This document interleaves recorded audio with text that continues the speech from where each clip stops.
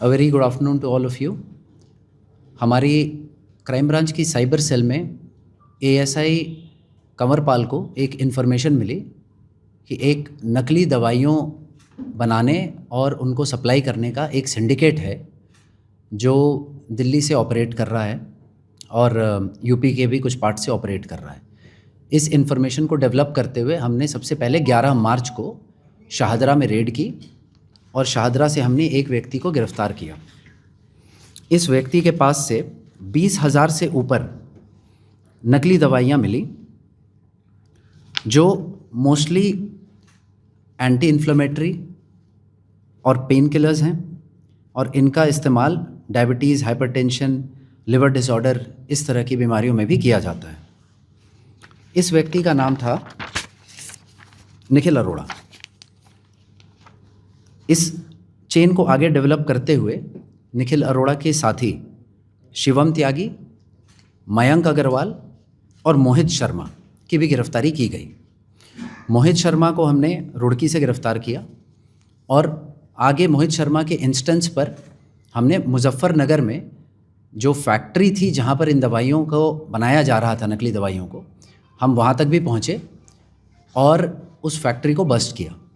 उस फैक्ट्री से हमें 2000 से भी ज़्यादा किलो रॉ मटेरियल जिसका इस्तेमाल इन नकली दवाइयों को बनाने में किया जा रहा था वो रिकवर किया। काफ़ी बड़ी फैक्ट्री का सेटअप था वहाँ पर, कई तरह की मशीनें थीं पैकेजिंग के लिए, दवाइयाँ बनाने के लिए और उनकी नकली ब्रांडिंग करने के लिए। वो सारा हमने सीज़ कर लिया है। जो रॉ मटेरियल हमें मिले हैं उसमें metformin HCl, trypsin, chymotrypsin, calcium carbonate, lactose, starch, magnesium stearate वगैरह हैं। इसके अलावा 2 और व्यक्तियों की भी गिरफ्तारी हुई है इसमें जो इन लोगों को असिस्ट करते थे फेक GST के बिल्स बना के। उनके नाम शाहरुख और राहुल हैं। टोटल 6 व्यक्तियों की गिरफ्तारी हो गई है और अभी इसमें आगे और भी गिरफ्तारियां संभव हैं। Thank you. देखिए, ये नॉर्दर्न इंडिया में कई स्टेट्स में सप्लाई कर रहे हैं। जैसा मैंने बताया, यूपी में तो मैन्युफैक्चरिंग ही हो रही थी, यूपी में, दिल्ली में, पंजाब, हिमाचल, MP में कई जगह पर सप्लाई कर रहे हैं ये लोग। इसमें से एक नहीं, इनमें से किसी की भी पहले कोई गिरफ्तारी नहीं हुई। देखिए, इनका एक वेल एस्टैब्लिश्ड, जैसा कि हमने पहले भी केसेस में देखा है, इनका एक वेल एस्टैब्लिश्ड सप्लाई चेन होता है जिसमें एक बार ये नकली दवाइयाँ ऐसी फैक्ट्रियों में बनने के बाद जो इनके होलसेलर्स होते हैं और फिर आगे रिटेलर्स होते हैं, उनके थ्रू ये मार्केट तक पहुँचाई जा रही थी दवाइयाँ। नहीं, अभी तक दुकानों से किसी से पूछताछ नहीं की है, लेकिन इस चेन में आगे जिसकी भी इन्वॉल्वमेंट पाई जाएगी उसके खिलाफ सख्त से सख्त कार्रवाई होगी। ऐप का अभी तक कुछ सामने नहीं आया है इसमें।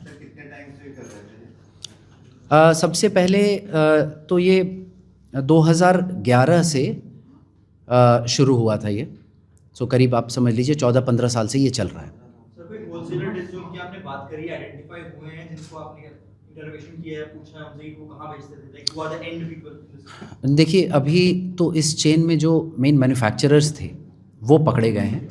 आगे पूरे सप्लाई चेन तक हम पहुंचेंगे और हर एक व्यक्ति जिसकी भी इन्वॉल्वमेंट पाई जाएगी उसकी गिरफ्तारी होगी इसमें। इनकी मार्केट वैल्यू तो वैसे बताना थोड़ा मुश्किल है, बट ये आप देख लीजिए कि 20,000 से ज़्यादा फेक टैबलेट्स मिले हैं इसमें। तो यूजुअली जैसा हमने देखा है कि ये जो मार्केट प्राइस होता है उसके 1/4 या 1/5 में ही बेचते हैं और उसके बावजूद इनका प्रॉफिट मार्जिन 100% से भी ऊपर होता है। और एक मैं थोड़ा सा करेक्ट करना चाहूँगा, इनमें से जो मयंक अग्रवाल का नाम मैंने बताया, मयंक अग्रवाल के ऊपर पहले के 2 मुकदमे हैं और सबसे पहले इसकी इन्वॉल्वमेंट 2013 में थी। मेडिसिन बेचने के लिए कई सारे सर्टिफिकेट होते हैं जो मार्केट में दिखाया गया, शॉपकीपर भी मांगता है, शॉपकीपर को देने पड़ते हैं, तो वो सर्टिफिकेट इनके पास कहाँ से अवेलेबल होते हैं? देखिए, ये तो पूरा का पूरा ही नकली है, तो ये लोग कोई भी किसी तरह का प्रोसेस नहीं फॉलो करते। खरीदने वाले को पता है कि वो नकली खरीद रहे हैं? आप एंड कस्टमर की बात कर रहे हैं? जो शॉपकीपर देखिए पूरे बिल्कुल लाजमी है ये कि जब आपको कोई भी चीज़ मार्केट से 1/4 या 20% में मिल रही है तो आपको तो पता ही होगा कि ये तो नकली है दवाइयाँ।